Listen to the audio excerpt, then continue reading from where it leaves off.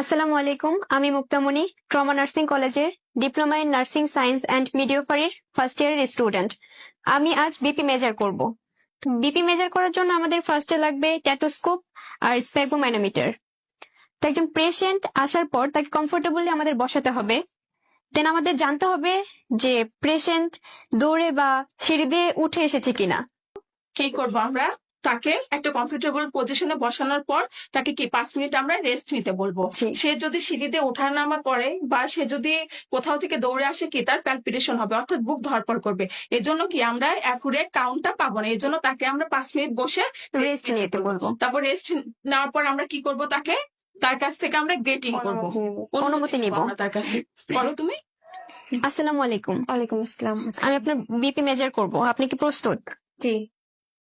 তারপর আমরা কি করব, তার হাতটা নিয়ে আমরা একটা কমফোর্টেবল পজিশনে রেখে দিব। রেখে দেওয়ার পর কি করব, প্রাইভেসি ম্যানেজমেন্ট করব। তারপরে আমরা কি শুরু করে দিব আমাদের কাজ।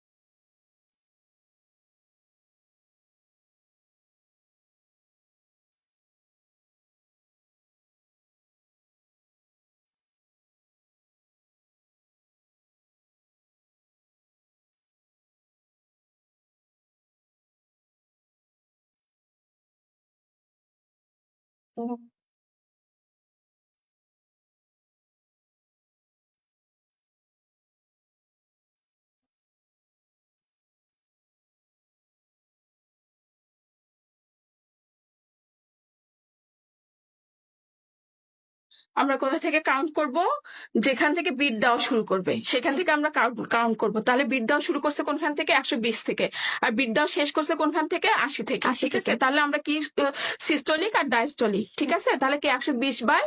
80। ঠিক আছে, তাহলে এটা আমরা কাউন্ট করব। জি মা।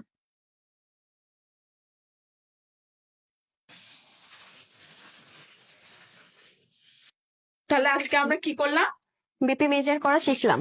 হ্যাঁ, বিপি মেজার করা শিখলাম। ঠিক আছে, তাহলে এখন আমরা কি করবো, একটা পেশেন্ট আসলে আমরা এইভাবে বিপি মেজার Measure করবো। করবো। ঠিক আছে, এর জন্য কি করতে হবে, আমাদের নিয়মিত প্র্যাকটিক্যাল ক্লাস করতে হবে। প্র্যাকটিক্যাল ক্লাস করতে গেলে কি হতে হবে, আমাদের নিয়মিত ক্লাসে উপস্থিত হতে হবে। ঠিক আছে, জি ma'am। যখন আমরা কোনো থিওরি শিখবো, থিওরি শেখার পর যখন আমরা কোনো প্র্যাকটিক্যাল করবো, ওই প্র্যাকটিক্যাল গুলা আমাদের জন্য কি অনেক মূল্যবান। যতক্ষণ পর্যন্ত আমরা প্র্যাকটিক্যাল ক্লাস গুলো না করবো বা নিজের হাতে না শিখবো, ততদিন কি আমরা কিছুই শিখতে পারবো না।